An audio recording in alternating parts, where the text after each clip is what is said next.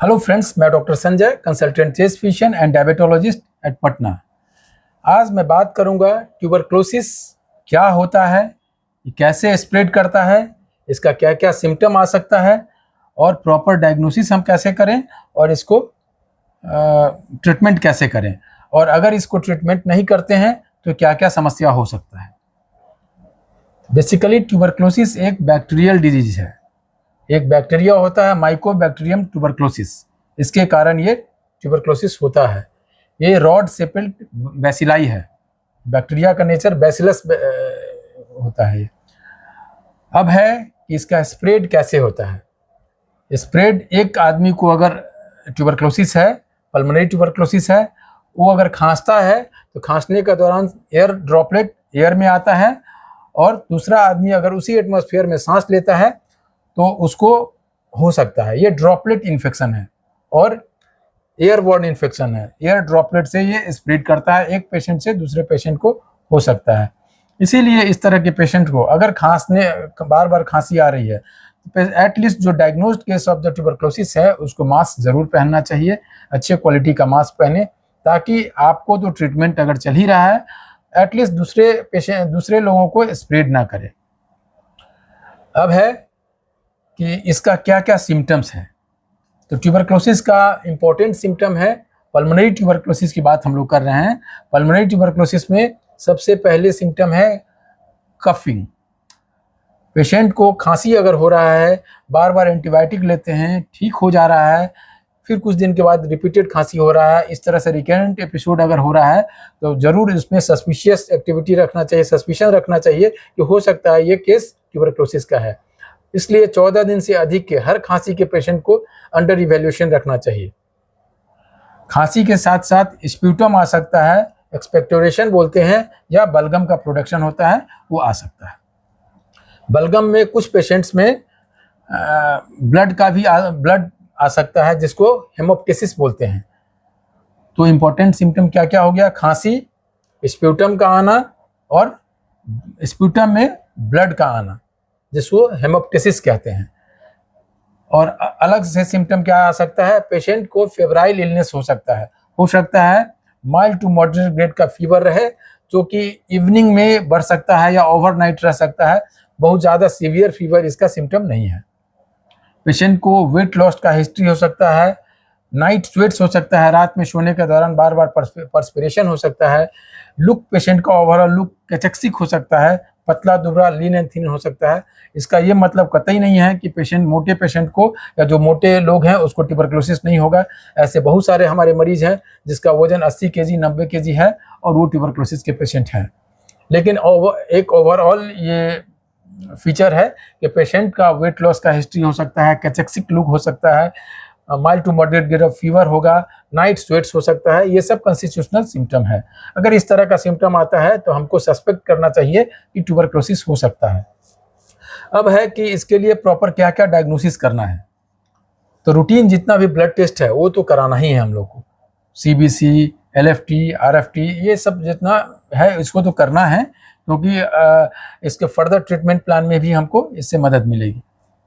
और मॉन्टू टेस्ट एक होता है जिसमें कि intradermal test of skin test होता है। ये इसमें अगर 10 मिलीमीटर से अधिक अगर इंड्यूरेशन होता है या रेडनेस होता है, इसको पॉजिटिव बोलते हैं। ये सस्पिशन बताता है कि ट्यूबरक्लोसिस हो सकता है। किसी किसी पेशेंट में अगर BCG वैक्सीन पड़ा हुआ है उसमें भी मॉन्टू टेस्ट पॉजिटिव आ सकता है, इसीलिए ये कन्फर्मेटरी टेस्ट नहीं है। नेक्स्ट है interferon gamma release test, assays, IGRA, जिसको कि TB गोल्ड टेस्ट कहते हैं। इसको करा सकते हैं। पेशेंट को अगर स्प्यूटम आ रहा है तो स्प्यूटम एग्जामिनेशन बहुत ही इंपॉर्टेंट टेस्ट है। स्प्यूटम का AFB करते हैं, एसिड फास्ट बैसिलाई, क्योंकि जो माइकोबैक्टीरियम ट्यूबरक्लोसिस है वो एसिड फास्ट बैसिलाई है। तो AFB एग्जामिनेशन करते हैं।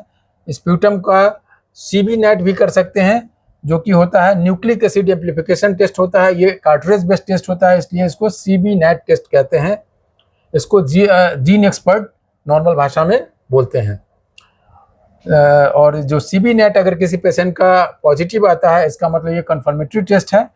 अगर किसी पेशेंट में अगर स्प्यूटम नहीं आ रहा है या बलगम नहीं आ रहा है, उस तरह के मरीजों को हम लोग ब्रोंकोस्कोपी करते हैं। ये एक दूरबीन प्रक्रिया है जिसमें सांस की नली को एग्जामिन करते हैं, सांस के एयरवे में अप्रोच करते हैं और वहाँ से सैंपल कलेक्ट करते हैं जिसको कि ब्रोंको एल्वेलर लवाज कहते हैं।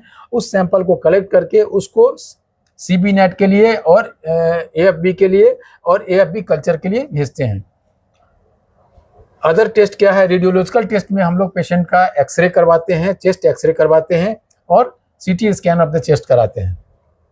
ये सारा टेस्ट को कराने के बाद अगर पेशेंट को डायग्नोसिस बनता है ट्यूबरक्लोसिस है, साथ में एसेसरी टेस्ट भी कराता है। वायरल मार्कर हर पेशेंट का होना चाहिए। HIV, हेपेटाइटिस बी और हेपेटाइटिस C टेस्ट कराना है। हर पेशेंट का शुगर का टेस्ट जरूर कराना है, क्योंकि इसके करस्पॉन्डिंग अगर ट्यूबरक्लोसिस है और साथ में अगर HIV है तो ट्रीटमेंट प्लान हम थोड़ा सा डिफरेंट रखेंगे, और अगर डायबिटीज़ डायग्नोस्ड है तो उसमें भी दोनों चीज़ को पैरेलल में ट्रीट करना है। अब है, अगर डायग्नोसिस बन गया ट्यूबरक्लोसिस का तो अब ट्रीटमेंट कैसे करें? ट्रीटमेंट में करते हैं, इसके ट्रीटमेंट को 2 भाग में हम लोग बांटते हैं। इसको बोलते हैं, शुरू के 2 महीना में जो ट्रीटमेंट देते हैं उसको बोलते हैं इंटेंसिव फेज, जो 2 महीने का होता है। उस 2 महीने में जो इंटेंसिव फेज में ट्रीटमेंट देते हैं उसमें 4 ड्रग देते हैं। 4 ड्रग में होता है रिफाम्पिसिन, आइसोनियाजाइड, इथाम्बिटोल और पायराजिनामाइड। इस 4 ड्रग को पेशेंट के बॉडी वेट करते हैं और बॉडी वेट के करस्पॉन्डिंग जितना डोज देना चाहिए उस डोज में, प्रॉपर डोज में चलाते हैं। अंडर डोज में दवा चलाने का जरूरत नहीं है। अक्सर लोग घबराते हैं कि सर 4 टैबलेट देंगे, 5 टैबलेट देंगे। अगर बॉडी वेट जितना है और उसके करस्पॉन्डिंग जितना होना चाहिए कैलकुलेट करके उतना बिल्कुल देंगे, क्यों नहीं देंगे। अगर कम देंगे तो वो पेशेंट कम डोज में अगर ड्रग देते हैं तो पेशेंट ड्रग रेजिस्टेंस ट्यूबरक्लोसिस में कन्वर्ट हो सकता है। इसलिए बॉडी वेट के अनुसार जितना टैबलेट आता है उसको जरूर ही देना है। अब है कि सेकेंड फेज होता है कंटिन्यूएशन फेज। अगर ये 2 महीना का इंटेंसिव फेज कंप्लीट हो गया है तो कंटिन्यूएशन फेज में हम लोग ड्रग देते हैं। कंटिन्यूएशन फेज 4 मंथ का होता है जिसमें कि 3 ड्रग रखते हैं और पायराजिनामाइड को जो इंटेंसिव फेज में दे रहे थे उसको हटाते हैं। 3 ड्रग क्या देंगे? रिफाम्पिसिन, आइसोनियाजाइड और इथाम्बिटोल। इसको बॉडी वेट जैसा रहेगा उसी के करस्पॉन्डिंग चलाते हैं और इसको 4 मंथ चलाते हैं। किसी किसी पेशेंट्स में अगर प्रॉपर रिकवरी नहीं है तो इंटेंसिव फेज को, कंटिन्यूएशन फेज को हम लोग फर्दर प्रोग्रेस कर सकते हैं। उसमें हम लोग मॉनिटर करते रहते हैं कि पेशेंट का लीवर फंक्शन प्रॉपर है या नहीं। अगर लीवर फंक्शन किसी पेशेंट का थोड़ा अगर माइल्ड टू मॉडरेट अगर इंक्रीज करता है तो लीवर सप्लीमेंट देते हैं, और अगर बहुत काफ़ी ज़्यादा अगर इंक्रीज कर जाता है, SGOT, SGPT या बिलिरुबिन अगर ज़्यादा इंक्रीज करता है, उस तरह के पेशेंट में रिवाइज रेजिमेन पे शिफ्ट करना होता है, जिसमें कि जितने भी ट्यूबरक्लोसिस का हेपेटोटॉक्सिक ड्रग्स हैं उसको हम लोग हटाते हैं और उसको शिफ्ट करते हैं रिवाइज रेजिमेन, जिसमें रखते हैं स्ट्रेप्टोमाइसिन का इंजेक्शन रखते हैं, इथाम्बिटोल का टैबलेट देते हैं और लिवोफ्लॉक्सासिन या कोई भी फ्लोरोक्विनोलोन्स को ऐड करते हैं। इस 3 ड्रग पे रखते हैं और पेशेंट का अदर ड्रग को बंद कर देते हैं। साथ में हेपेटोप्रोटेक्टिव ड्रग अलग से ऐड करते हैं और 15 से 20 दिन के बाद पेशेंट को फिर से मॉनिटर करते हैं, सारा लीवर फंक्शन को फिर से देखते हैं। और इस तरह के पेशेंट में अगर लीवर फंक्शन जब अगर नॉर्मल आ जाता है तो धीरे धीरे जो अदर ड्रग है ट्यूबरक्लोसिस का उसको रीचैलेंज करते हैं।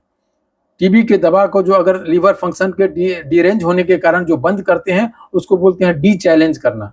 और अगर फिर से एक एक ड्रग को 10-10 दिन के बाद मॉनिटर करके अगर री इंट्रोड्यूस करते हैं उसको रीचैलेंजिंग कहते हैं। इसीलिए इस 3 ड्रग को चलाते हैं, स्ट्रेप्टोमाइसिन, लिवोफ्लॉक्सासिन और इथाम्बिटोल। अगर 15 दिन के बाद अगर लीवर फंक्शन नॉर्मल आता है तो फिर से रिफाम्पिसिन को री इंट्रोड्यूस करते हैं, रीचैलेंज करते हैं। पेशेंट को फिर से 1 सप्ताह या 10 दिन के बाद बुलाते हैं। अगर ये दवा एक्सेप्ट होता है, लीवर फंक्शन अगर नहीं बढ़ता है तो इसको एक्सेप्ट करना है। फिर नेक्स्ट वीक आपको आइसोनियाजाइड का रीचैलेंज करना है। इसी तरह से पायराजिनामाइड का रीचैलेंजिंग करना है, जिसमें जो ड्रग अगर एक्सेप्टेड है, जो कल्प्रिट ड्रग है उसको हटाते हैं और बाकी ड्रग को कंटिन्यू करते हैं। ये ट्रीटमेंट का प्लानिंग है और इस तरह से प्रॉपर ट्रीटमेंट करने के बाद पेशेंट बिल्कुल ठीक हो सकते हैं। ट्यूबरक्लोसिस के पेशेंट को कभी भी ये घबराने की जरूरत नहीं है कि पेशेंट मेरा बचेगा या नहीं बचेगा। Tuberculosis is totally curable disease. इसको बिल्कुल हम लोग ठीक कर सकते हैं। हम लोग हमारे सेंटर पे ट्यूबरक्लोसिस का 1 से 1 कॉम्प्लिकेटेड केसेज आता है, मैक्सिमम मरीज ठीक होकर जाते हैं। अगर किसी पेशेंट को MDR ट्यूबरक्लोसिस हम लोग डायग्नोज करते हैं तो ड्रग रेजिस्टेंस ट्यूबरक्लोसिस को हम लोग पटना में IGMS या TBDC, जिसको कि गवर्नमेंट ने डेडिकेटेड MDR सेंटर रखा है, वहां हम लोग रेफर करते हैं, क्योंकि MDR ट्यूबरक्लोसिस का ड्रग मार्केट में उपलब्ध नहीं है। हम लोग उसको वहीं पे रेफर करते हैं ट्रीटमेंट के लिए। प्रॉपर वहाँ वहीं पे प्लान्ड वे में गवर्नमेंट द्वारा प्रोवाइड किया जाता है, मेडिसिन भी प्रोवाइड किया जाता है और सारा टेस्ट प्रोवाइड किया जाता है वहाँ पे। Thank you.